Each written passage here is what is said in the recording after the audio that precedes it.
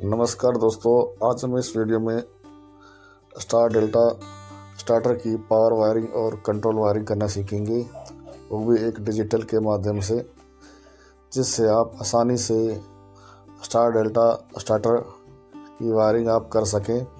ये एक छोटा सा कोशिश है दोस्तों, इस वीडियो को ज़रूर देखें, जिससे आपको स्टार डेल्टा स्टार्टर की वायरिंग करना या रिपेयरिंग करना आसान हो जाए। तो इसके लिए सबसे पहले आप इसकी ये कंट्रोल वायरिंग डायग्राम है, इसको आप कॉपी पे नोट कर लें या स्क्रीनशॉट लेकर रख लें, क्योंकि हमने इसी पॉइंट जो नंबर दे रखे हैं हम इसमें, उसी के हिसाब से स्टार्टर के अंदर हम कंट्रोल वायरिंग करेंगे। दोस्तों, यदि वीडियो की जानकारी अच्छी लगे तो लाइक और शेयर करें और सब्सक्राइब भी करें, ताकि आने वाली और वीडियो ऐसी ही वीडियो आपको देखने मिले। दोस्तों, अब हम कॉन्ट्रैक्टर की तरफ चलेंगे। देखिए, इस तरह से ये 3 कॉन्ट्रैक्टर होते हैं स्टार डेल्टा स्टार्टर में। पहला स्टार डेल्टा और मेन, एक कॉन्ट्रैक्टर के आगे और पीछे के भाग हैं, यानी ये देखिए, ये कॉन्ट्रैक्टर का नीचे का भाग और ये ऊपर का भाग। इसी तरह इन कॉन्ट्रैक्टर के, ये डेल्टा का कॉन्ट्रैक्टर है और ये डेल्टा कॉन्ट्रैक्टर ऊपर की भाग है दोस्तों। इसी तरह ये मेन कॉन्ट्रैक्टर है और ये मेन कॉन्ट्रैक्टर का ऊपरी भाग है, जहाँ ओवरलोड रिले लगी होती है। इसी तरह ये 3 कॉन्ट्रैक्टर का यूज़ स्टार डेल्टा स्टार्टर बनाने में किया जाता है। यह कॉन्ट्रैक्टर का नीचे का भाग है जो तेल में डूबा रहता है, और ये कॉन्ट्रैक्टर ऊपरी भाग है जिसमें वायरिंग की जाती है। इसी तरह सारे कॉन्ट्रैक्टर में नीचे और ऊपर की तरफ वायरिंग की जाती है दोस्तों। इस तरह से इन तीनों कॉन्ट्रैक्टर को जोड़कर हम पावर वायरिंग करते हैं। स्टार्टर में सबसे पहले पावर वायरिंग की जाती है। चलिए दोस्तों, अब हम पावर वायरिंग करना सीखते हैं। ये पावर वायरिंग कैसे की जाती है। दोस्तों, ये देखिए, ये 3 कॉन्ट्रैक्टर का ऊपरी भाग आप देख रहे हैं, जैसे मेन डेल्टा और स्टार्टर का ऊपरी भाग है ये। इसमें हम पावर वायरिंग करेंगे। पावर वायरिंग करने के लिए इस तरह से क्लैंप आता है, यू क्लैंप कहते हैं या सी क्लैंप भी कह सकते हैं। इसका इस्तेमाल आजकल किया जाता है। देखिए, इस तरह से तीनों कॉन्ट्रैक्टर को यू क्लैंप से जोड़ा जाता है। ये देखिए, एक दूसरे कॉन्ट्रैक्टर को, और उसमें फिर नट बोल्ट कस के, उसको पेच वाले नट बोल्ट होते हैं दोस्तों, उसको कस के फिर तीनों कॉन्ट्रैक्टर को जोड़ा जाता है। ये कॉन्ट्रैक्टर इस तरह से अलग अलग होते हैं। अब देखिए, फिर उसमें इस तरह से यू क्लैंप लगाया जाता है। ये जो सी क्लैंप भी आप कह सकते हैं, ये पीतल के या ब्रास के सी क्लैंप होते हैं।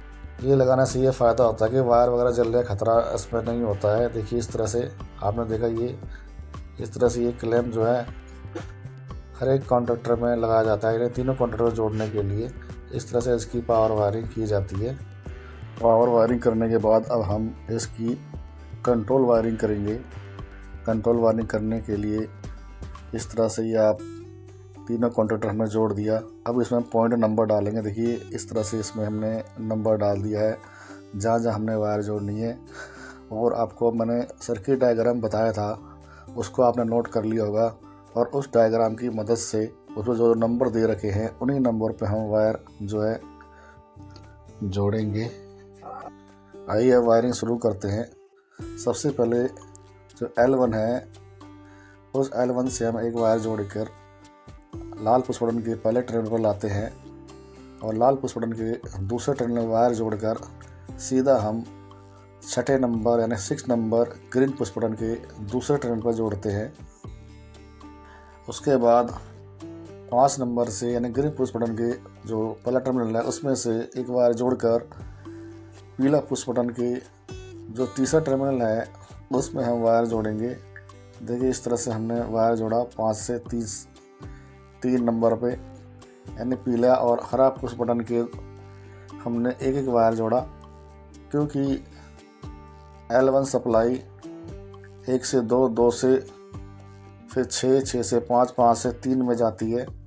जब हम ग्रीन पुश बटन को दबाएंगे तो सप्लाई 3 तक पहुंचती है इस वायरिंग में। अब हम 12 नंबर से 4 नंबर के बीच में एक वायर जोड़ेंगे। 12 नंबर स्टार कॉन्ट्रैक्टर का एक्चुअली कॉन्टैक्ट ब्लॉक का पॉइंट होता है। इसकी वायर हम 4 में जोड़ेंगे, पीले बटन के, यानी पीला बटन के दूसरे टर्मिनल पर। यह 7 नंबर पॉइंट स्टार के ऑपरेटिंग कॉइल का पॉइंट होता है, जिसको 7 से हम 3 नंबर पे जोड़ते हैं। जब ग्रीन पुश बटन को दबाते हैं तो सीधा सप्लाई जो है 7 नंबर पे पहुंचती है, स्टार के कॉन्टैक्टर को ऑन करती है। पीला पुश बटन और लाल पुश बटन, इसमें जो दोनों push button NC push button होते हैं, खाली green push button NO push button होता है। इस बात का ज़रूर ध्यान रखें दोस्तों। अब हम मेन कॉन्टैक्टर के 17 नंबर से एक वायर जोड़ के हम 6 नंबर में जोड़ते हैं, क्योंकि जो L1 सप्लाई है ये 6 नंबर से 17 नंबर में जाती है, 17 से 14 में और 14 से 15 में। क्योंकि यदि 17 नंबर में सप्लाई नहीं जाएगी, यानी हम वायर जोड़ेंगे नहीं 6 से 17 में, तो ये ऑल TC जो लगा है दोस्तों, इसमें ऑपरेटिंग कॉइल का 16 नंबर पॉइंट लगा होता है मेन का, तो उसमें सप्लाई नहीं पहुंचेगी। इसलिए 14 और 15 में कनेक्शन करना बहुत ज़रूरी है, वायर लगाना, ताकि ऑपरेटिंग कॉइल में सप्लाई पहुंचे और मेन कॉन्टैक्टर ऑन होए। दोस्तों इस तरह से इसकी जो है कंट्रोल वायरिंग की जाती है, यानी ऊपरी भाग की तरफ। ये देखिए, ये इसका नीचे वाला भाग है जो तेल में डूबा रहता है, तो इसकी भी वायरिंग करेंगे। दोस्तों यदि वीडियो से आपको जानकारी मिल रही है तो ज़रूर कमेंट बॉक्स में लिखें। दूसरा कि और आने वाली वीडियो देखने के लिए सब्सक्राइब के बटन को ज़रूर दबाएं, जिससे आपको समय समय पर वीडियो देखने को मिले। चलिए दोस्तों अब वीडियो आगे बढ़ाते हैं। दोस्तों डायग्राम की मदद से हम अब तीनों कॉन्टैक्टर के जो है नीचे वाले भाग की हम वायरिंग करेंगे। अब मेन कॉन्टैक्टर के 14 नंबर पॉइंट से एक वायर हम लेंगे और उस वायर को सीधा हम 13 नंबर पॉइंट में जोड़ेंगे। 13 नंबर जो पॉइंट है ये स्टार कॉन्टैक्टर का एक्सिलरी पॉइंट होता है, यानी NO पॉइंट होता है ये। इसमें हम जोड़ेंगे 14 से 13 में। अब इसके बाद हम 13 से हम 18 नंबर में जोड़ेंगे, यानी जो ये सप्लाई जो है 13 से 18 में पहुंचती है।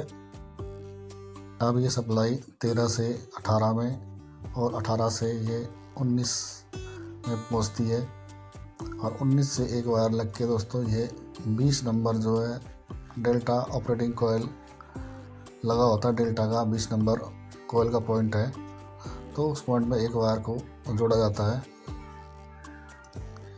देखिए इस तरह से 18-19 तब शॉर्ट होता है, यानी सप्लाई तब पास करता है जब ये स्टार कॉन्टैक्टर NC अवस्था में होता है, यानी ऑफ अवस्था में जो होगा तभी 20 नंबर पे सप्लाई पहुंचती है।